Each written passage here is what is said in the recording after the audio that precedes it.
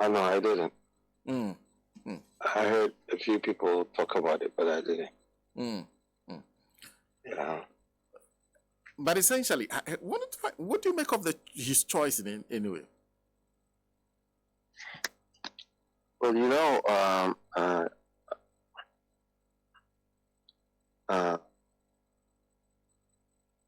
Sana, we as a country find ourselves at the crossroads of a very major economic problem. Not just economic, also a political problem. Okay, where politics, from the way I'm seeing it, has been moved from a politics of service to the people to a politics of self-service to themselves. So I look at what's going on with the current vice president. He himself is not a proper economist. He's more of a political economist. Okay, and he chooses someone who also appears not to have any background in anything. I know he's a doctor, is a non-practicing doctor. Then he spent most of his time in education and energy. You want to look at the two ministries that Napo spent his time on. One, education. Education was a total mess under this man. Okay, complete mess. They made a mess. Look, you're having a situation where young kids are going to school. I mean, we're like, I don't know whether there's anything like a fourth world country. That's where we are tipping towards. And I feel like under his watch, this whole free SHS thing became a mess. They couldn't manage it well. There's massive corruption in the education sector. He supervised that. Then they moved him to energy. Energy is worse. We are almost on the precipice of another doomsday and power outages and mismanagement. So you look at the fact that you would have thought these guys would bring someone that could do something different. Because you see, when you have become, when you are the vice president and you have been for 7 years under the same government, and you've supervised the challenges we have now, there are only two things that you should be, in fact, for me, there's actually one thing that you should be able to convince the Ghanaians about. The first is that you can be able to do something different, despite the fact that you've done the same things 7 years. The past 7 years or 8 years. We're getting into 8 years.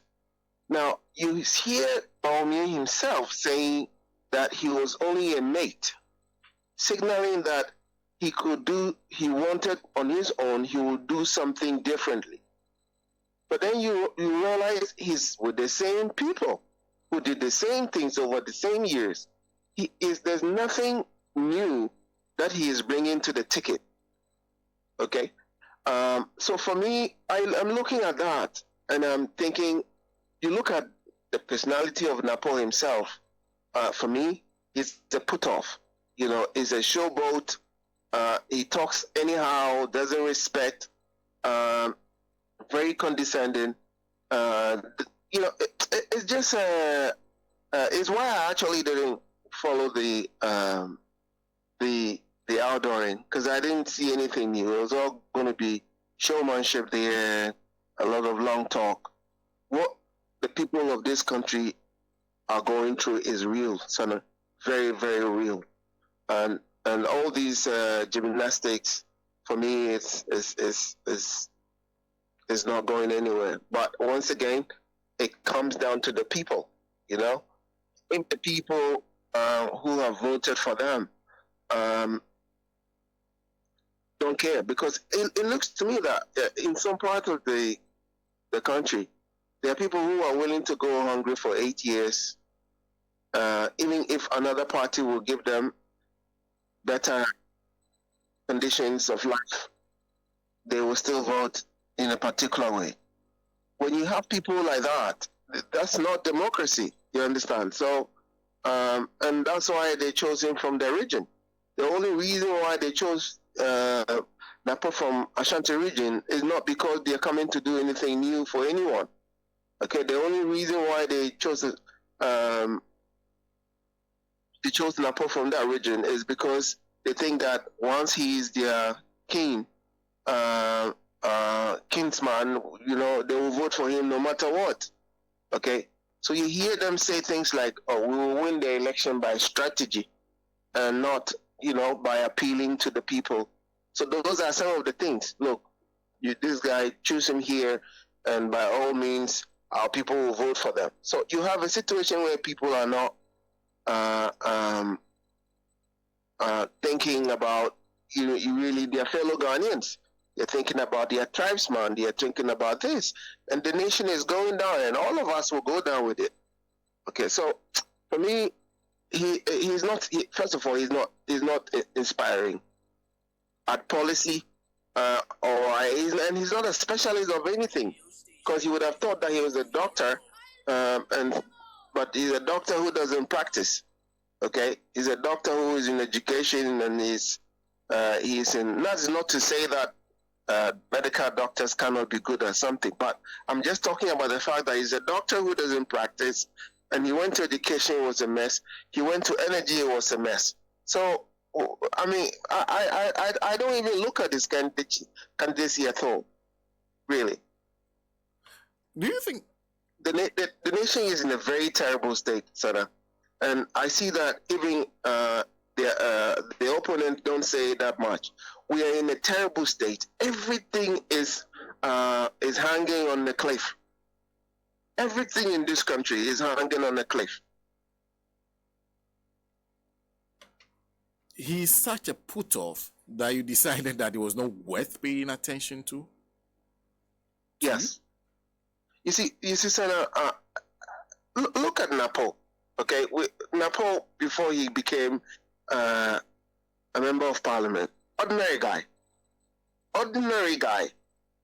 He gets into office, and he goes to a very good place that touches on the lives of the youth. Okay, touches on the youth, education, all sorts of scandals, supervised the worst educational reform in our history, the free SHS.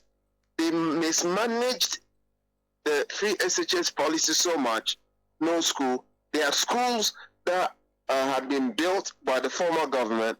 Because it's not his money, he will not use it. And then they make these ridiculous claims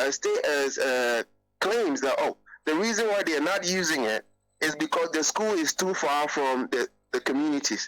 Meanwhile, the students have not told you that they cannot travel there. How does a man with common sense, people with common sense in this country, say that a child can move from Accra to the north to go to school, and there's a school that is just about 2 kilometers from a town, and it's too far? How does a person make this kind of argument? They've left these e-blocks to rot in those locations. And you know, when you develop infrastructure, you are not supposed to develop it in the same place. Concentration of all infrastructure in the same place. When the wind blows in one place and one falls, everything falls. And the essence of bringing infrastructure a little further away is because that in itself expands the frontiers of development of the area.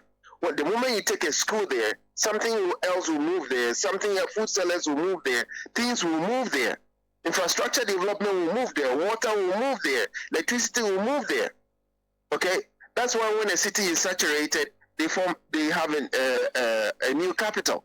Because once you move it to a new capital, new infrastructure moves there. So you have had this guy supervise the two of them, the worst educational reform for the youth. These are the next generation of leaders, okay, entrepreneurs and economists and whoever you want to think, engineers, architects, and the rest, and put them under so much stress, riddled with all manner of self-serving corruption in that sector. And then you move to energy, same.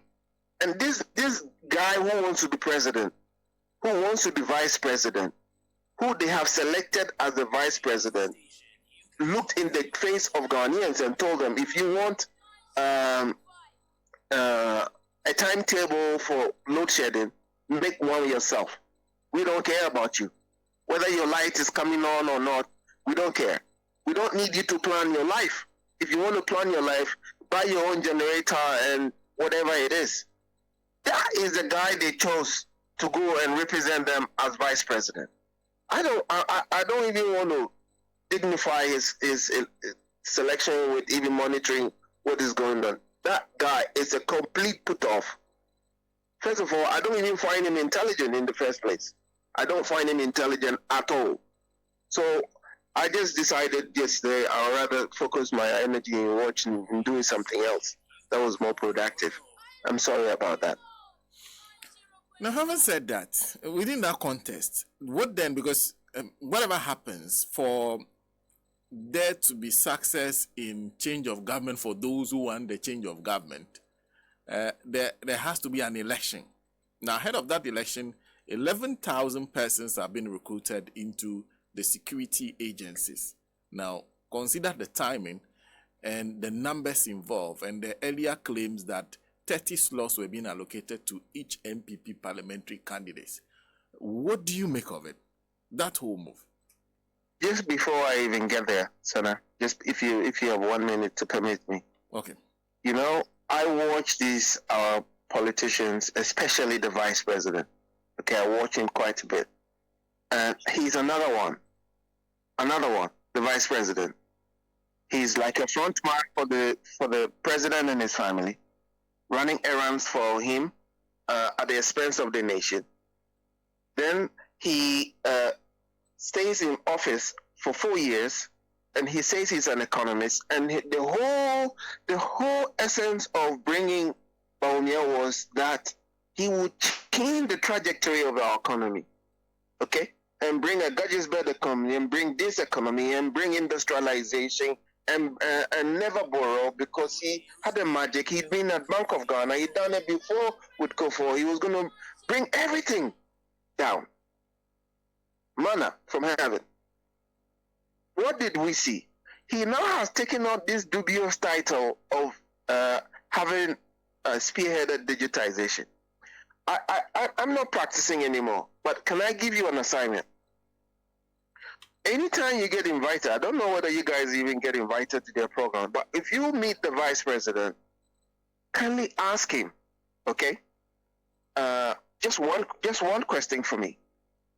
All the digitalization projects that he claims to be the one in charge of, can you ask him whether any of that products was developed as a government product, or all of these were private sector ideas that they just sent to him and he pushed in government, and then he takes the credit for it? If you want to take credit for something, one would have expected that, one, the idea is yours, okay? You hold intellectual property to that idea. Not just that these were ideas that was developed by the private sector and the public sector, okay? A private sector man comes up with an idea, brings it to you, then you take government money and pay him. We even have an oversized public sector that are sitting down there doing things that you are saying we need, but we are not doing. And you could not spearhead the public sector to develop programs, digital programs for the country. A private man has bought his idea, holds intellectual property to it, and you are running around the nation saying you are the one who did it. Is this a country that we should be we are serious at all? That the private sector can get up and turn off the light because the property is theirs. They hold intellectual property to it to all these projects. And as an academic person of his stature, do you go and take credit for something that someone else holds the intellectual property to? You spend over $12 million developing an application for house address systems. An app that somebody can use $1 million to develop and less. You spend $12 million and you're walking around here that and still the intellectual property to those apps, Ghana Post or whatever, belongs to the people who developed it. And you are still sitting in government taking credit for it. That this, of all the thousands of public servants we have in Ghana, they couldn't come, the vice president couldn't come up with the idea and harness the private sector to do it. They rather private sector do his work, implement it. They pay them hefty amount of money, and then he will take credit for it. What is the digitization we're talking about? Compare that against someone who built the infrastructure for a digital takeoff. Okay, when you talk about developing fiber optic backbone of the nation, upon which every wheel of digitization rotates, that is something you can take credit for. So now, do you understand? It is something you dreamed about and you executed. You can actually even take the intellectual property for it because you did it. None of the digital projects here in this country was dreamed of, was developed by the vice president. All of that, the private sector holds the intellectual. Individuals in the private sector who are not part of their government hold the intellectual property to it. Yet he's claiming it. Walking around here with this kind of vice president, I think that we are not ready. We are, as a people, I keep telling you, Senator, that Ghana will collapse. We are thinking about changing the government. We have to think about how we even survive till December, because these guys don't care. Okay, on the issue of sorry about my ranting this morning, but I just look at what they are doing with this nation. This is a beautiful country. So now I've been blessed to travel around the world quite a bit. Ghana is a beautiful country, and we have such a good reputation. That reputation was not earned by this kind of politics. Hard-working leaders led us to achieve that reputation. Okay, come to Cantonment. In a country where the economy has completely tanked, come to Cantonment and see what they're doing.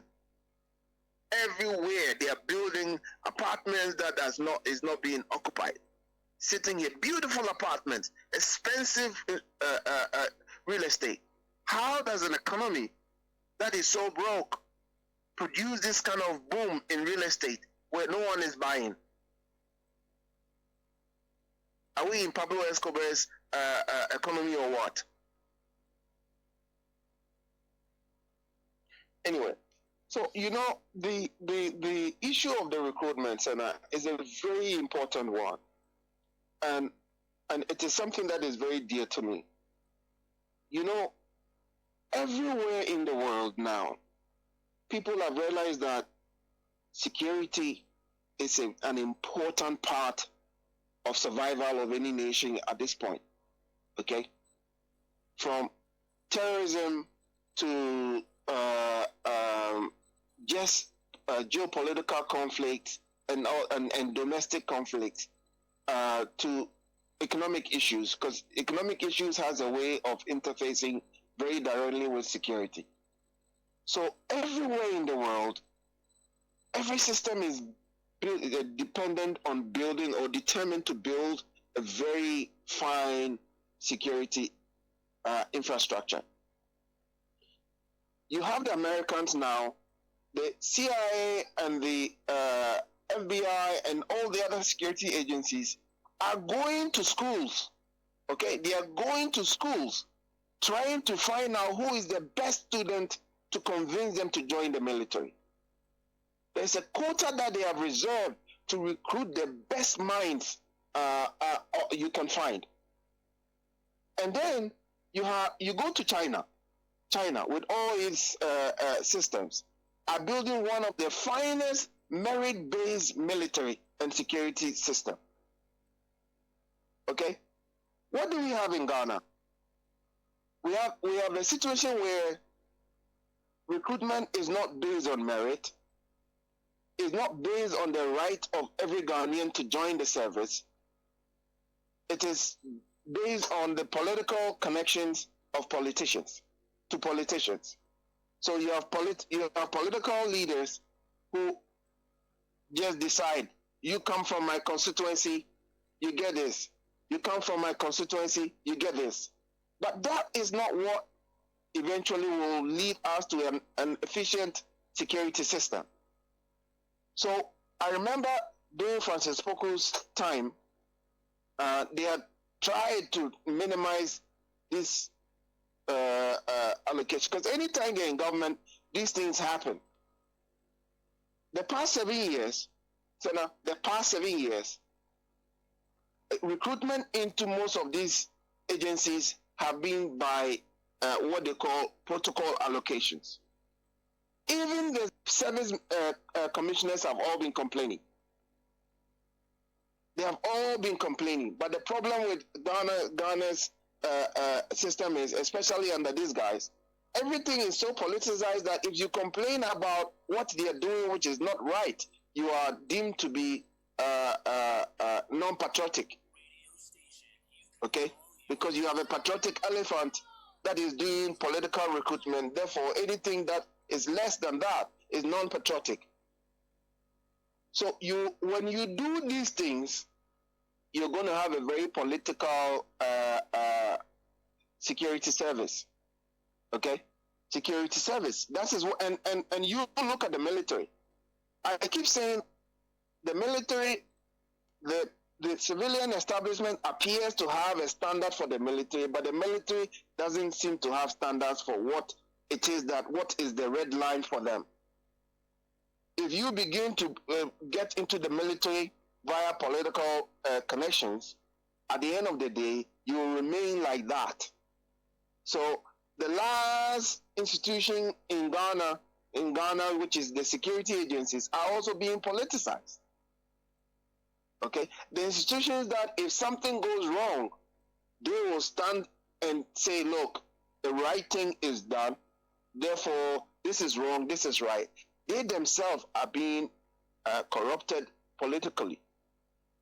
So you have a situation where you're going to an election, and in order to please people from your constituency or across the nation, you're loading the place with political appointees. The recruitment, that is what is going to happen. Even if I have never heard about the speculation and I don't know how true it is, but that is what has been happening for the past 7 years. Okay, so you have a president that since Ghana's independence, Senna, at the time President Mahama left office, I think the military strength was about 13,000. Okay, since from Nkrumah's time till he left was 13,000. This man alone, as we speak today, the military is recruited almost up to about 16,500. Public's what do you call it? Judges. He's appointed the highest number of judges in our history. So for him, these are the things that matter to him. And when I look at him, he's like old. Our president is very old. And you would think that as we all grow, as we grow, our perspective change in life, right? When you're younger, you think about yourself. When you get married, you think about your family. When you grow, when you have children and they have children, you think about your extended family and your grandchildren. So that's how the evolution of people, human beings work.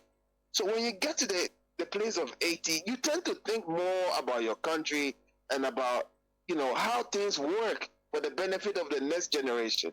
When you get to the 70, 80, thereabout. But I don't see this guy thinking anything All he's doing is just like whatever he has dreamed of, whether it makes sense or not, he's going to do it, and there's nothing anybody can do about it. And not just that, he's not done. He has a front man now he has put there that they can control from behind, because Bawumia doesn't really have any political spine. All his political connections depend on the president. Okay, so if he gets into office, he'll be riding on the legacy. So therefore, it is the same playbook. He has seen it, tested it, knows it's sweet. That's exactly what he's going to take us through for another 4 years if God is on his side, okay, and is not on the side of the nation. So for me, I worry that everything is being turned upside down, and I pray, okay, look, go to the security services. They will tell you that these days background checks is no longer important. The background checks that they used to do before you can join the military, the police, customs, immigration, is no longer the place. That's why you're having people. You see a soldier, okay, involved in armed robbery, because you remember their Delta forces and co. Do you know what they did to them? They gave them guns and gave them national security ID cards. Yeah. A lot of them are landguards in this town. Then they those who they could employ, they employ them into the service. Okay, I think one of the things that the next government should do is to now review all these recruitments. Okay. I'm not saying that if the guy is in, he's a Ghanaian, right? But you got in politically and your background was not properly checked, it will be checked. If it's checked and you fought and it's not correct, you get out. Okay. Somebody is doing the wrong thing, it requires somebody else to do the right thing. Is that not it? Yes.